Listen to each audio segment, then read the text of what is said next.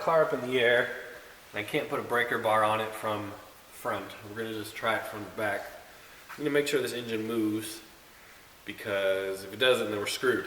So, all right, we got a movement.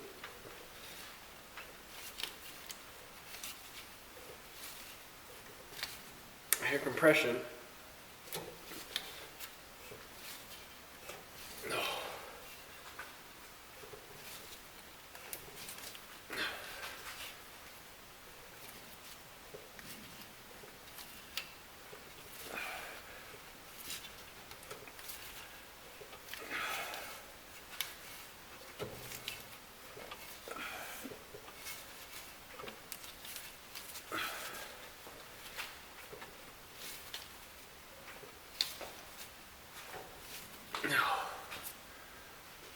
I'm gonna call that good enough.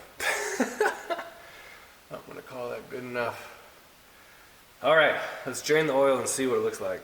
So you might ask, why am I doing this? Well, here's the problem. There's no dipstick tube in this engine. I'm assuming they took it out when they put the headers on. I don't think the headers were always installed. I think they took them off the last engine, or whatever engine, and put it in this. So I can't check the dipstick tube to see what's in it. See what we got. That looks good. It just looks like old engine oil. Not too bad. See how many quarts we have, and we'll maybe add some if we need to, but basically there's no sense in putting brand new engine oil in an engine if you don't know if it knocks or not. So this could have a crazy knock, and I'm not going to waste, you know, $40 in oil and a filter filling it up. So we'll put this back in for now, and if it turns out to be okay, then we'll replace it. I do think I might do something about that filter. I don't know if that filter is going to be a problem or not. Fun fact, this had 6 quarts of oil in it. I wonder why. Doesn't really smell that gas-like, but maybe I should just change it. What do you guys think? Should I dump oil in it? I think I have oil already bought. All right, I didn't put the old oil back in. We're gonna go with new. I had it. It's already been paid for. New filter. The reason being, honestly, I didn't like the way the filter was. Also, the fact that it's 6 quarts in it seems very strange. I'm thinking maybe just full of gas. There's no metal or anything. It's just really old and goopy. But that dent, like, how does that even happen? So I was kind of worried about maybe the flow in the filter wouldn't be as strong, but it probably would have been fine. But, you know, I had the oil. I technically purchased it for something some other time, some other day. I don't remember when or what, but it's new. We'll put it in 5 quarts and we'll know the level is good. The other thing, I'm going to put in a dipstick tube. This one's missing one. I don't think it's a driver's side dipstick. I think it's a passenger side one.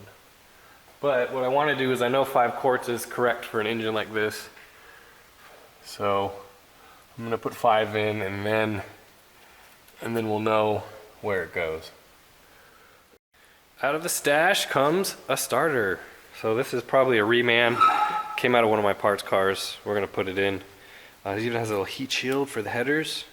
But it's a staggered bolt pattern, typical Chevy starter. It's what we need, and we will put it in, and that'll be one less thing that this car needs. Alright, I couldn't find a dipstick in my parts I've already pulled, but I think I found one here. So this was a 78, and it had at one time Vortec heads. You can see right there. Anyway, the engine was full of water. It's pretty much garbage, but you see there's a dipstick tube right there we can steal and use for hours. You can see there's the entry point's about 1 inch away from the block, where the block ends to the oil pan, and that's what we want. So we'll take this off and it should work.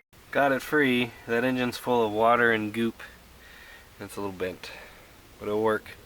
Also, there's a reman starter right there if I need another one. Alright, the dipstick is installed. It actually bolts up like it's supposed to, so that's a win. The other thing I did was I started removing the Bubba. So again, this was a manual transmission car, so there's no place for these lines to go.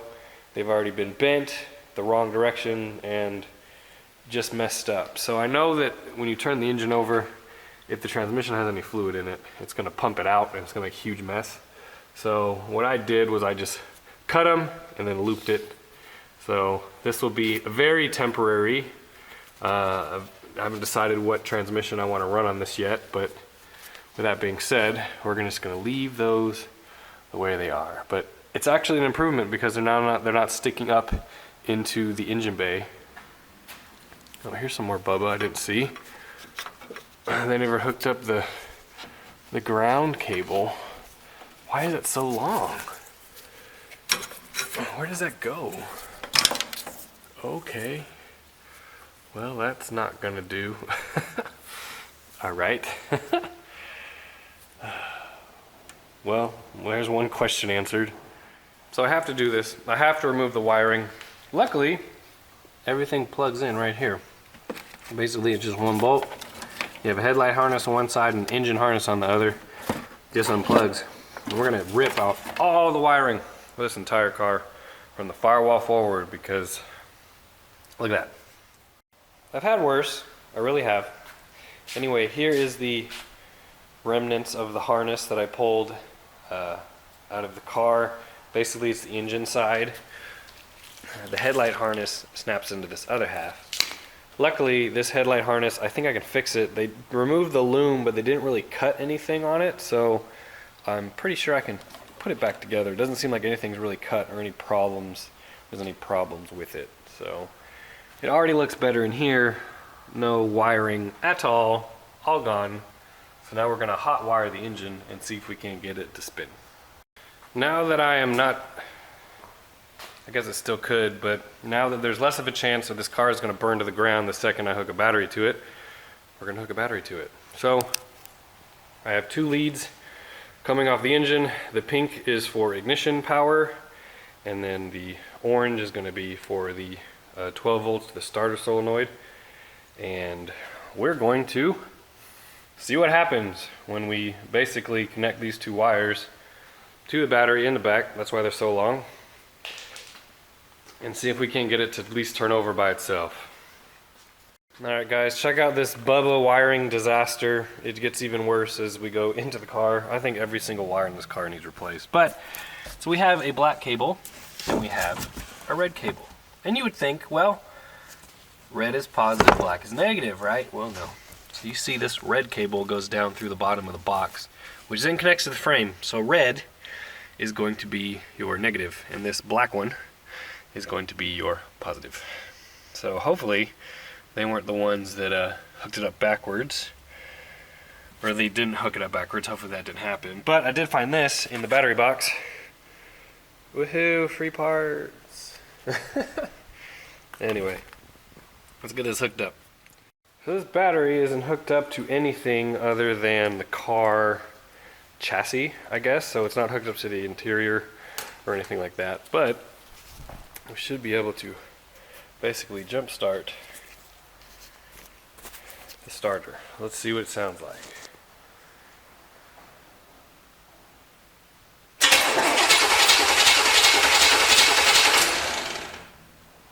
Well, sounds pretty good.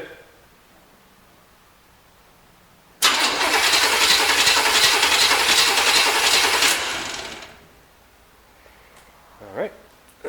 Now we need to move on to ignition.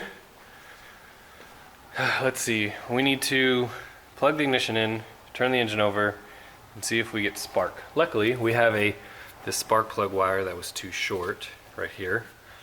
We can use that to see if we have ignition or not.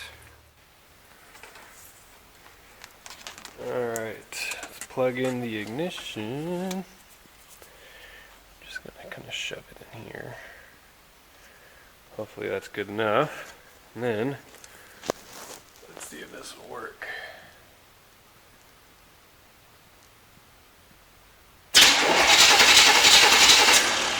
Yep, I can see the spark. I don't think you guys could probably see it on the camera, but it's a very weak spark. This is a pretty large gap, jumping from there to there. So let me get a different plug wire and some gas. We'll see what happens. All right, I've used all of my gasoline, so we're gonna try this. Can't get it to at least sputter. I know it's not the best.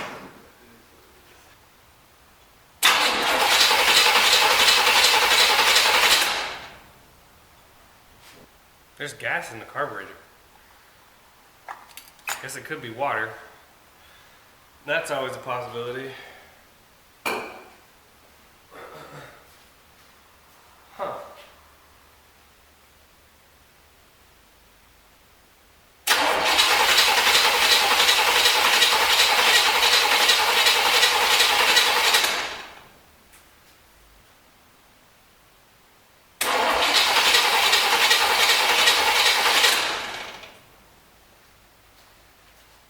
It's weird. It sounds like it has a hissing noise. Do I have vacuum ports wide open? No, they're closed. They're closed. That's closed. Huh. That's so strange. I guess my firing order could be wrong, or there could just be zero compression, or if somehow I've lost spark again. Could be one of those things.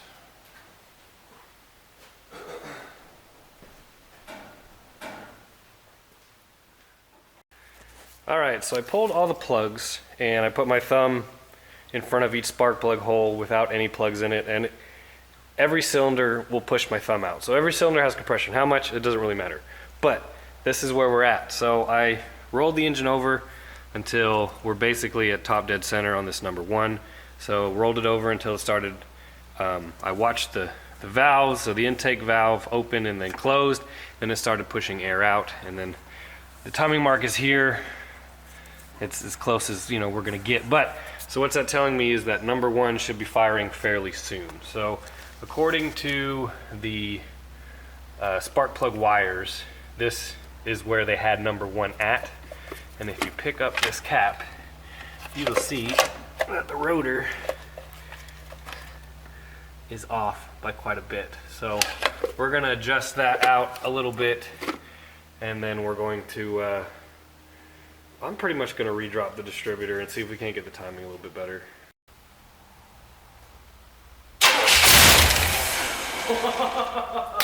Woo! Look at that. That's what timing will do. Looks like the fuel pump still had some fuel in it too. Look at that, that's so exciting. Alright, now let's see if we can make it run a little bit longer.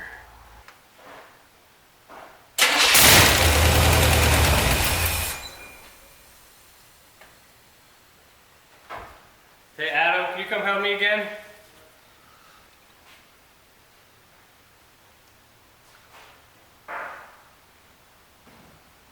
I need you to turn the engine over until it starts.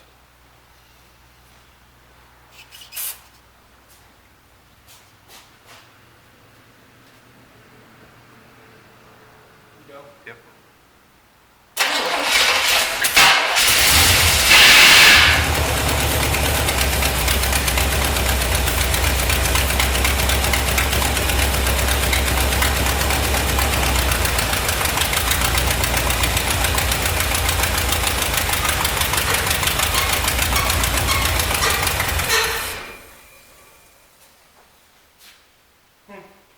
Must be in gear.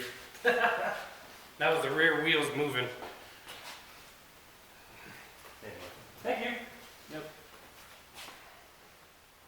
I removed all the old ignition distributor parts. The rotor wasn't bad. I mean, you could probably, I don't know. I have a new one. It's already bought. This is what I mainly wanted to replace, this and the spark plug wires. I don't know what happened. Something was on fire, maybe. I don't know. This is a fake Excel coil top.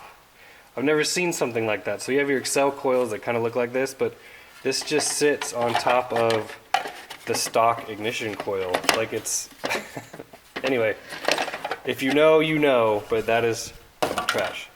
This was weird. This little grommet inside looked like it had been melted, and then you see the like soot or something on the outside of this. So I'm guessing that there's a possibility this engine came out of something that had caught on fire, but I don't know.